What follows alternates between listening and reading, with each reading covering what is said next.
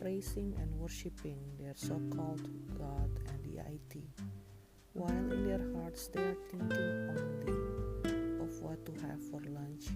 Should it be grill or stew in a traditional restaurant, or through a quick drive-through? In front of that big house, he who is amputated, oozing pus from his open wound,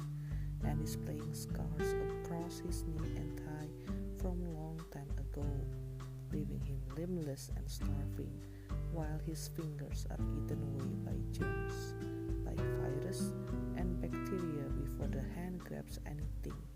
to sate the hunger and the thirst. It feels too cruel to tell him to beg for food in the middle of a great day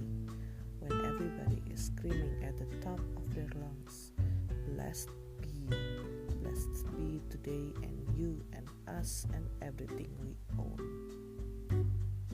But money knows allegiance and poverty has no part in it. On that stage rises a man who speaks about faith and love, about being compassionate towards mankind. On that stage, the same man calculates the thousands, millions, and billions of money to put rocks and bricks together, erecting poles and sticking layers of concrete for the sake of his God, of this entity he worships, while purposely ignoring fellow human beings who are needy of that faith, that compassion, waiting patiently for the turned up noses to glance down and see those who should be the target of faith and compassion and help and obligation. Even they who are raised in that big house, who work diligently, dedicating their time in life in the name of service and offering, are neglected by the social club,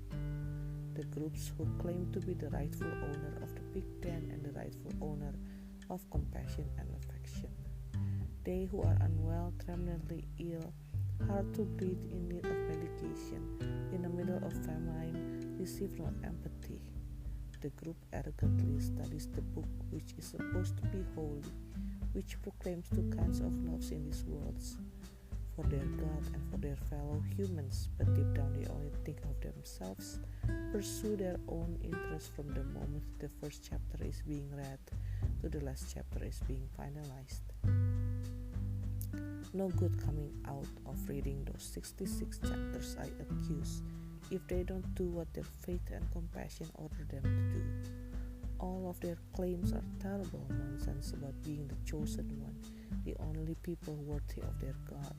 They believe they own their God, while at the same time insisting that we bring the words of salvation to every tribe for people regardless of their background and the color of their skin and eyes. They should be ashamed of for flaunting endlessly, posing as good people while we all know they only care about their rights, riches, and ambitions. I will leave that big house built upon illusion and human's basic instinct to gather up and form a group, not upon faith or hope or the anticipation of heaven and the second earth and judgment,